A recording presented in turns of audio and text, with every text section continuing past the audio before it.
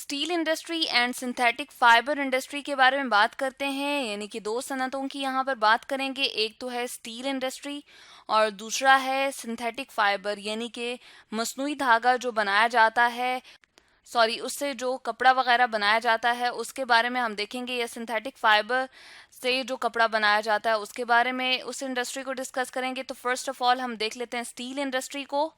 Steel basically क्या है, दो मेटल को जो है वो मिला के बनाया जाता है, सॉरी दो डिफरेंट एलिमेंट्स को जो है वो मिला के बनाया जाता है।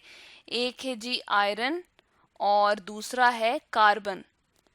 तो आयरन और कार्बन को आपस में मिला के क्या बनाया जाता है, स्टील। और ये क्यों बनाया जाता है, एक तो वजह ये है कि ये लो कॉस्ट होता है, यानी कि इसकी कीमत कम होती है, और दूसरा इसकी स्ट्रेंथ ज़्यादा होती है as compared to iron. Iron को तो क्या होता है कि जब जंग लग जाता है या उसको थोड़ी सी नमी और हवा मिलती है तो आयरन को जंग लग जाता है या रस्टिंग का प्रोसेस हो जाता है, जिसकी वजह से आयरन जो है वो टूट फूट का शिकार हो जाता है। तो इसलिए हम कहते हैं कि आयरन जो है वो बहुत ज़्यादा लंबे अरसे तक इस्तेमाल के काबिल नहीं रहता, जबकि स्टील को जब बना लिया जाता है तो वो एक तो बहुत ज़्यादा अरसे के लिए हम इस्तेमाल कर सकते हैं एज़ कम्पेयर टू आयरन, और ये डिफरेंट चीज़ों में जो है वो इस्तेमाल हो जाता है स्टील। और इसकी सबसे अच्छी जो किस्म है वो है स्टेनलेस स्टील, और इनके बहुत सारे यूजेस आ जाते हैं, जैसे कि डिफरेंट हाई ग्रेड जो टूल्स होते हैं या डिफरेंट इस तरह के औजार वगैरह होते हैं जो मुख्तलिफ मशीनरी के लिए इस्तेमाल की जाते हैं, वहाँ पर स्टील इस्तेमाल की जाती है। ऑटोमोबाइल्स या व्हीकल्स या कार्स वगैरह या जितनी भी ट्रांसपोर्ट की चीज़ें हैं उसके अंदर भी मुख्तलिफ पार्ट्स जो हैं वो स्टील के बनाए जाते हैं। इसके अलावा पुल वगैरह जो हैं, ब्रिजेस और बिल्डिंग्स के अंदर भी स्टील को इस्तेमाल किया जाता है।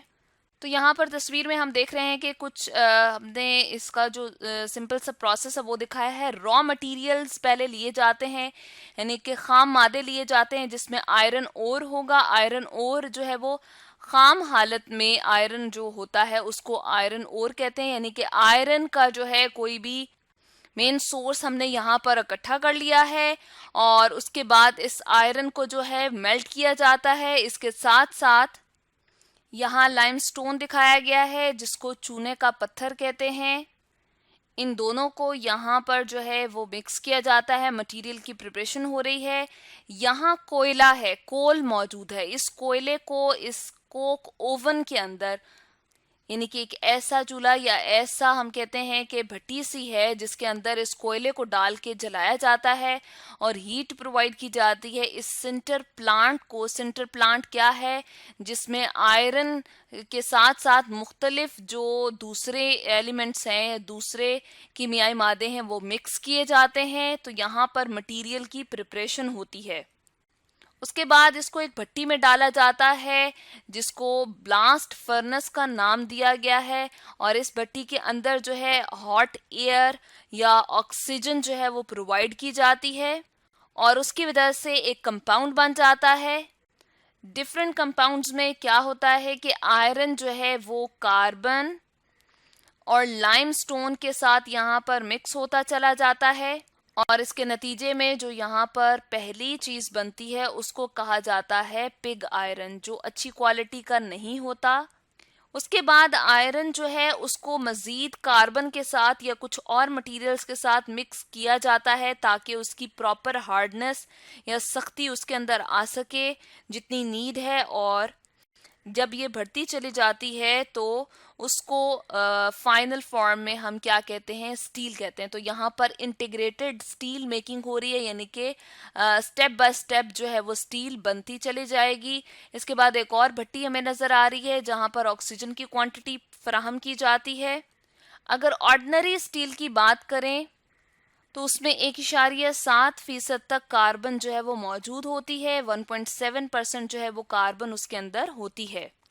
और स्टेनलेस स्टील की बात की है तो स्टेनलेस स्टील जो है वो डिफरेंट मटेरियल्स का मिक्सचर होती है, या हम कहते हैं कि डिफरेंट मेटल्स का मिक्सचर होती है, जिसमें आ जाएगी जी निकल आ गई और क्रोमियम है, क्रोमियम 10.5% होती है और इसमें कार्बन की जो परसेंटेज है वो 1.2 से भी कम होती है। चलें 1.1 या चलें रैंडमली हम इसको 1% लिख लेते हैं। 1% तक इसकी जो है वो क्वांटिटी मौजूद होती है। इसको मैकेनिकली स्ट्रॉन्ग करने के लिए और भी डिफरेंट मटेरियल्स जो हैं या डिफरेंट मेटल्स जो हैं वो इसमें डाले जाते हैं, यानी कि इसको मजबूत बनाने के लिए निकल, क्रोमियम, कार्बन के अलावा मोलिब्डेनम, टाइटेनियम और मैंगनीज वगैरह भी शामिल होते हैं। पाकिस्तान में स्टील मिल जो है वो कब बनाई गई? 1973 में बनाई गई। और किसकी हेल्प से बनाई गई? रशिया की हेल्प से। और ये कहाँ वाक़या है? ये बिन कासिम कराची में मौजूद है और इसमें एनुअल जो प्रोडक्शन होती है ये ऑलमोस्ट 1 मिलियन टन से ज़्यादा की पैदावार जो है वो स्टील की दे रही है या फ्राहम कर रही है। इसके अलावा भी स्टील की हैवी इंडस्ट्रीज जो हैं बहुत सारी कंट्रीज के मुख्तलिफ जगहों पे लगाई गई हैं और इस तरह से स्टील इंडस्ट्रीज जो है वो मुल्क में बनाई गई हैं। स्टील को यूज़ करते हुए डिफरेंट जो है वो सर्जरी के टूल्स बनाए जाते हैं और इन सर्जिकल टूल्स स्टील से बनाने के लिए गुजरांवाला और सियालकोट जो है वो ज़्यादा अहम है। इसके बाद हम बात करते हैं सिंथेटिक फाइबर इंडस्ट्री की। सिंथेटिक फाइबर जिस तरह के मसनूई धागा हम लेते हैं और उससे डिफरेंट हम जो है क्लोथ्स वगैरह बनाते हैं। बेसिकली पहले कॉटन को जो है वो या कपास की फसल को जो है वो इस्तेमाल किया जाता था, उससे कॉटन जो है वो हासिल की जाती थी और कॉटन जो है उसको कपड़े बनाने के लिए जो है वो इस्तेमाल किया जाता था। और ऐसा है कि कॉटन को अभी भी जो है वो कॉमनली यूज़ किया जाता है या कॉमन टेक्सटाइल फाइबर के तौर पे यूज़ किया जाता है, लेकिन ये बहुत ज़्यादा जो है कमर्शियल इम्पोर्टेंस हासिल नहीं कर सका।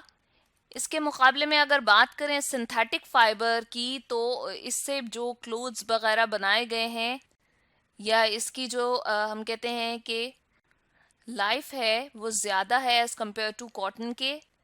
लेकिन जिस तरह से सिल्क वॉर्म जो है यानी कि रेशम का कीड़ा थ्रेड फॉर्मेशन करता है, धागा बनाता है, बिल्कुल उसी तरह से साइंटिस्ट ने क्या किया है, मसनूई धागा जो है वो ख़ास किस्म के एटमॉस्फेयर में प्रिपेयर करना शुरू कर दिया है। उस बेसिस पे जो फाइबर बनता है उसको सिंथेटिक फाइबर कहते हैं।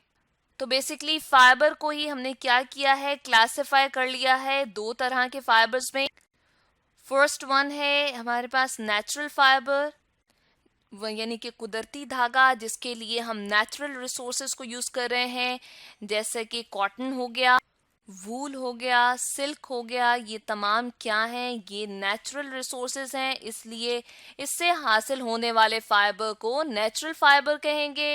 और सेकंड वन जो है वो सिंथेटिक या आर्टिफिशियल फाइबर है और ये वो वाला धागा है जिसको हमने प्रिपेयर किया है खुद डिफरेंट इंडस्ट्रीज के अंदर या डिफरेंट ऐसे इन्वायरमेंट क्रिएट करके।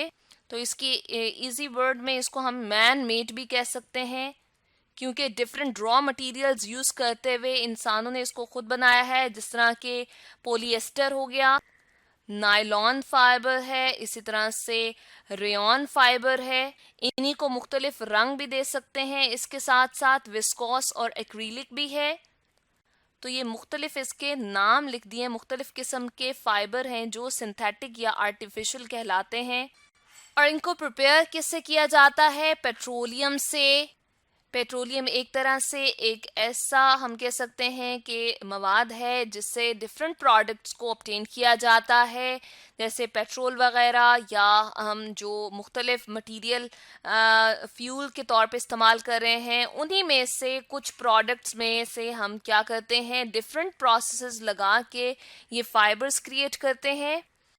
इनके अलावा कार्बन फाइबर्स और टेफलॉन फाइबर्स भी होते हैं जो कि ख़ास किस्म के फ़ाइबर हैं, सिंथेटिक फ़ाइबर हैं, आर्टिफिशियल फ़ाइबर हैं।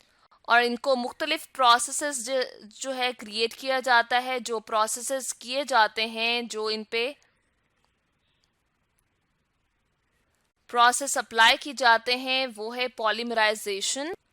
पॉलीमराइजेशन में क्या होता है कि छोटे छोटे फ्रेगमेंट्स जो हैं वो मिल के लंबी लंबी चेन्स बनाते हैं, लंबे लंबे जो है वो पॉलीमर्स की शक्ल देते हैं। इसके अलावा स्पिनिंग का प्रोसेस करते हैं, यानी कि किसी चीज को घुमाना।